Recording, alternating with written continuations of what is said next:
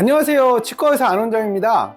오늘의 주제는 바로 치과 레진에서 나오는 비스페놀 A라는 물질, 이것이 바로 우리 몸에 해로운가요? 라에 대해서 한번 이야기해 보려고 합니다. 여러분, 환경 호르몬이라고 아세요? 미량이지만 우리 몸에 영향을 미칠 수 있는 그런 합성 물질을 얘기하는데요. 비스페놀, 이게 뭐야? 라고 생각하실 수 있어요. 간혹 인터넷 뉴스에서 레진에서 비스페놀 A가 나온다 라는 말을 들어보신 적이 있으실 겁니다. 들어보신 분은 그게 호르몬 교란 물질이다, 암을 유발한다, 이런 말을 한번 들으셨을 거예요. 왜냐하면 우리 아이의 입안에 수복용으로 사용하는 치과용 재료에 호르몬 교란 물질이 있다고 라고 생각하실 수 있거든요. 이 비스페놀이 어디에 있는 거냐면요, 충치 치료나 앞니가 깨지거나 한 부위를 충전할 때 하얗게 수복되는 재료 본 적 있으시죠? 그게 바로 복합 레진이라고 합니다. 복합 레진은 레진이라고 불리는 치과용 수복물이에요.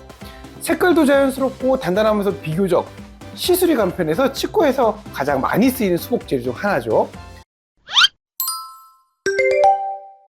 비스페놀 A, 줄여서 BPA라고 불리는 물질은 플라스틱을 단단하게 만들기 위한 성분입니다. 우리가 마시는 생수병, 통조림 안쪽 코팅, 심지어 영수증 용지에도 들어있어요. 치과용 레진에도 이런 BPA가 직접 들어간 건 아니지만 화학 구조가 비슷한 물질들, 비스GMA라든지 비스DMA 등이 들어갑니다. 이 물질이 입 안에서 아주 소량 분해되면서 BPA가 미량 배출될 수 있다는 것이 핵심이에요. 치과 치료를 했는데 치과 조리에서 몸에 해로운 물질이 나온다? 이런 의미로 볼 수 있는 거죠. 그래서 이런 우려들 때문에 부산대학교 치의학대학원의 김진병 교수님 팀에서는 실제로 치과 레진 수복을 받은 30명의 환자를 대상으로 실험을 했습니다. 치료 전, 치료 5분 후, 그리고 치료 7일 후에 타액 속의 BPA 농도를 측정했는데요. 수복 직후의 BPA 농도는 평균 0.1에서 3.6 마이크로그램 퍼 리터로 일시적으로 상승했습니다. 이거 보니까 진짜 그런 물질이 나오나 봐요. 하지만 일주일 뒤에는 0.59 마이크로그램 퍼 리터로 다시 급감했어요. 이 수치가 인체에 유해할 정도일까요? FBA와 EU 식품안정청에 따르면 BPA의 일일 허용 섭취량은 1.449 마이크로그램 퍼 킬로그램 퍼 데이예요. 예를 들어 체중이 60kg인 성인이라면 하루에 약 87 마이크로그램까지 섭취해도 된다는 뜻입니다. 그래도 몸에 해가 없다는 거죠. 이번 연구에서 나온 치료 직후 BPA의 수준 중에서 제일 많이 나온 게 3.6 마이크로그램 퍼 리터거든요. 그리고 이건 일시적으로 침에서 검출이 된 것일 뿐 전부 몸에 흡수되는 것도 아니에요. 심지어 그 아까 말한 그 수치는 매일 먹어도 괜찮은 수치인데 매일 치료를 받는 것도 아니잖아요.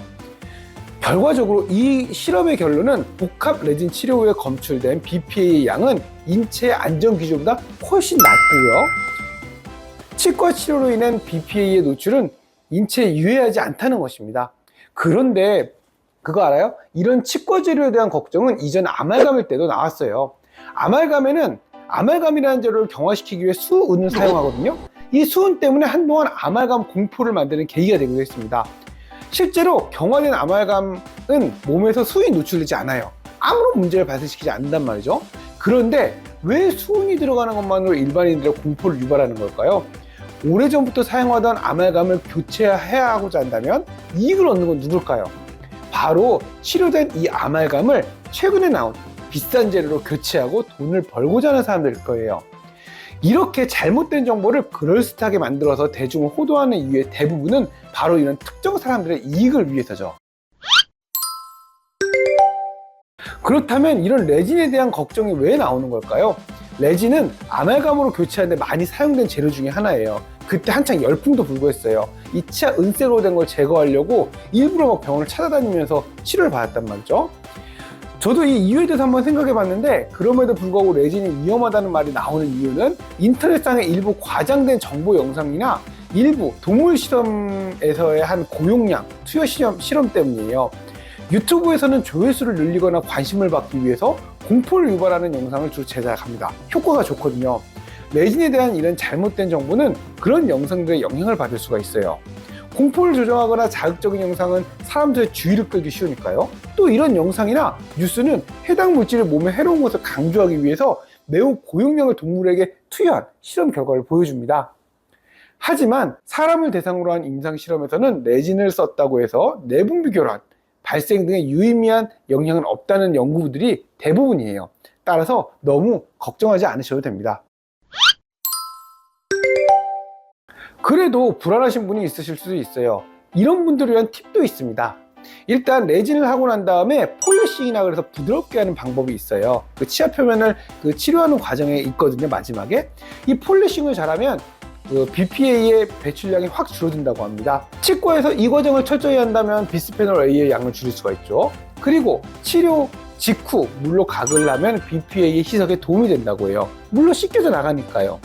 또한 치료 부위를 덜 자극하면 침에 BPA가 덜 섞입니다. 레진은 경화가 되어도 내부의 구조가 안정화되는 과정에서 힘을 받거나 한다면 해당 물질이 조금 더 나올 수 있거든요. 몸에 영향이 없어도 아주 미량이지만요. 일부 제품은 BPA 프리 성분으로 만들어지기도 해요. 이런 레진을 사용해서 이 BPA에 대한 노출을 최소화할 수 있습니다. 결과적으로 치과 의사가 올바른 재료와 시술법을 사용한다면 BPA 걱정은 거의 하지 않으셔도 됩니다. 레진 치료는 많은 환자분에게 심리적, 기능적으로 아주 훌륭한 선택지고요. 인터넷에서 도는 소문에 너무 걱정하지 마시고 검증된 연구와 전문가의 의견을 믿어보시는 건 어떨까요? 지금까지 치과용 레진과 비스페놀 A의 진실에 대해서 알려드렸습니다. 치과용 레진은 몸에 해롭지 않아요. 좋은 재료로 치료를 받는 것도 좋지만 제일 중요한 거는 치료를 받을 충치가 생기지 않아야 되겠죠. 영상이 도움이 됐다면 구독과 좋아요 잊지 마시고 다음 시간엔 더 유익한 치과 정보로 찾아올게요.